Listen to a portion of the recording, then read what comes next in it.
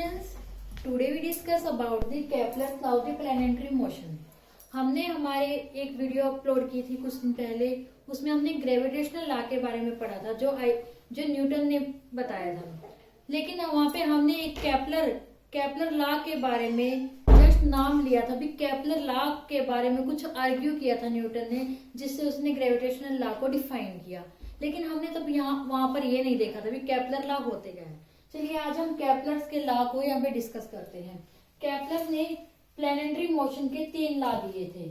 उसमें जो first law है वो लॉ क्या कहता है, सभी प्लैनेट सन के चारों तरफ रिवॉल्व करते हैं, जिसमें सन को एक फोके का पॉइंट माना गया है और जो उनका मोशन है वो इलिप्टिकल होता है। इलिप्टिकल कैसा होता है, इस टाइप का मोशन होता है।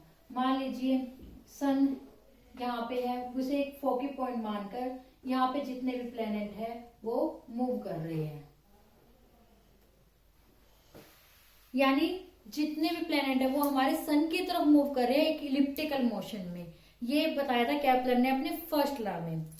सेकेंड लॉ में केपलर ने क्या कहा था, सेकेंड लॉ में केपलर ने कहा था एक पार्टिकुलर प्लेनेट एक दिए गए इंटरवल ऑफ टाइम में एक जितना एरिया एक तरफ से कवर करेगा वो एरिया इक्वल होगा उतना ही टाइम में दूसरी जगह से एरिया कवर करेगा वो। मान लीजिए ये कोई प्लेनेट है, यहाँ से ए पॉइंट से वो बी पॉइंट पर गया है किसी टाइम इंटरवल टी में, तो यहाँ से लेकर यहाँ तक का एक एरिया बन जाएगा।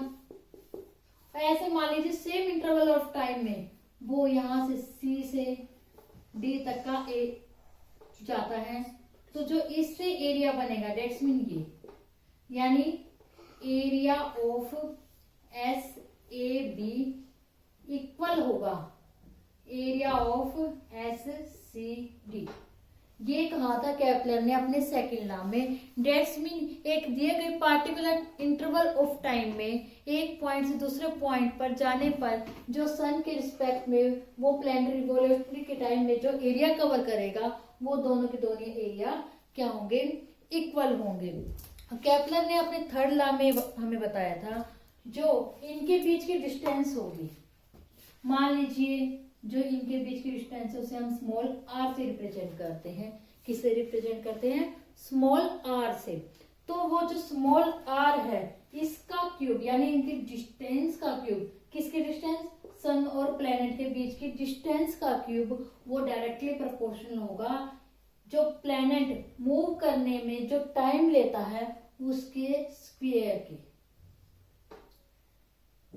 क्या कहा है इन्होंने थर्ड लॉ में, थर्ड लॉ में कहा है जो सन है जिसे हमने एक पॉइंट माना जिसके चारों तरफ प्लैनेट रिवॉल्व कर रहे हैं, उनके बीच जो डिस्टेंस होती है उसका क्यूब डायरेक्टली प्रोपोर्शनल होगा उस प्लैनेट के द्वारा सन के चारों तरफ मूव करते हुए जो टाइम लिया गया है उसके स्क्वायर के डायरेक्टली प्रोपोर्शनल होगा। देयरफॉर हम इसको कैसे लिख सकते हैं, R cube divide by T square is equal to a constant. ऐसे कैसे लिखा, हम जानते हैं जब प्रोपोर्शनैलिटी का निशान हटाते हैं, यानी कि अगर हम इसका प्रोपोर्शनैलिटी का निशान हटाएं तो हम यहाँ पे क्या लिख देते हैं, कुछ ना कुछ कांस्टेंट लिख देते हैं। मान लीजिए कुछ भी हो सकता है, अभी हमें नहीं पता यहाँ पर क्या है, और साथ में टी स्क्वायर। जब हम इस टी स्क्वायर को नीचे ले आएंगे तो क्या हो जाएगा, इज इक्वल टू कांस्टेंट हो जाएगा। यानी जो इनकी रेशियो होगी वो एक फिक्स वैल्यू होगी। आई होप स्टूडेंट्स आपको केपलर के तीनों लॉ भी क्या बताया था केपलर ने यही बताया था इलिप्टिकल मोशन है उसका, प्लैनेट जो मूव करते हैं सन के चारों तरफ, और जो इनके बीच में फोर्स लगता है, जो सन और प्लैनेट के बीच में फोर्स लगता है वो क्या है, सेंट्रीपिटल फोर्स है। क्या है वो, centripetal force which is equal to mv square divide by r। इसी बात को ध्यान में रखते हुए न्यूटन के मन में आर्ग्यू आया था कि कुछ ना कुछ तो है इनके बीच में जो सेंट्रीपिटल, जिसकी वजह से क्या ये इलिप्टिकल मोशन हो रहा है, इनके बीच में भी यहाँ पर फोर्स लग रहा है, लेकिन कुछ ना कुछ और मेन पॉइंट है जिसकी वजह से क्या है ये मूव कर पा रहे हैं। तो इसी बात को डिस्कस किया था न्यूटन ने हम अपने ग्रेविटेशनल लॉ में। इन्हीं केपलर के 3 लॉ को स्टडी किया था उसने, और अपनी जो उसने एप्पल वाला देखा था भी एप्पल गिरा है, उन सब बातों को ध्यान में रखकर उसने ग्रेविटेशनल ला दिया था। यही है हमारे वो केपलर्स के 3 लॉ। हाई होप स्टूडेंट्स आपको Kepler's law of planetary motion समझ में आ गया होगा अच्छे से। प्लीज कमेंट करके बताइए आज की क्लास आपको हमारी कैसी लगी।